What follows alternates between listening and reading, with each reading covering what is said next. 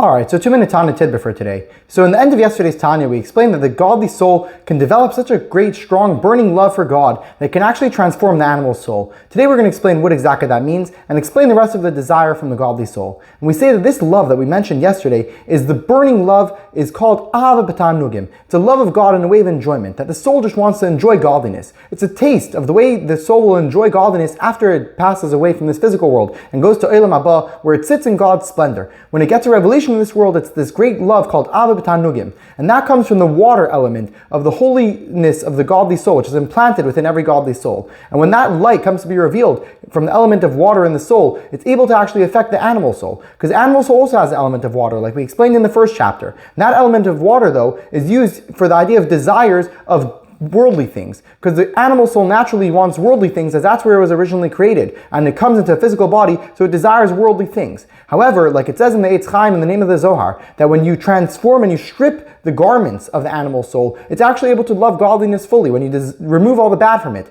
Because the animal soul just desires. He's not naturally bad, he just wants everything. So naturally he sees worldly things as good, so he wants that. But the godly soul needs to convince it and show it that actually godliness is good, and then it can use its drive and its passion and its desires for actually godliness as well. And that's the desire of the godly soul, to conquer the animal soul. Then we continue to describe the rest of the godly soul affecting the rest of the body. And that is, it not only should have a love and a fear for godliness, but also the rest of its midos, the rest of its emotions should also be full of godliness. And also its garments, which means that all of the thoughts in a person's head should be full of godliness. And all the words from a person's mouth should be godliness. As the godly soul wants that you should think about Torah the whole day. And your mouth should constantly be saying words of Torah all day. And so too the other idea of action, that your actions the whole day should be from all of your 248 limbs, and your whole body, especially your hands, should be full of doing actions of Torah mitzvahs. And that's the desire of the godly soul, that it should totally be in control of the whole entire body and every faculty of it. The animal soul, though, however, is the other way around. He wants that he should be in control and should force the body to do things that are against God's will. However, the Alter Rebbe finishes off with a very important idea and says, but really it's not that he actually wants to be successful. He's just trying to convince a person to do it. But it's like the mashal of the Zona, the parable of the harlot, which is mentioned in the Zohar. As the Zohar tells us the story of a king who wants to test out his son. So he hires a harlot to come and convince his son to do a sin and to try to go and have relationships with this harlot. So she has to try as hard as she can to convince the son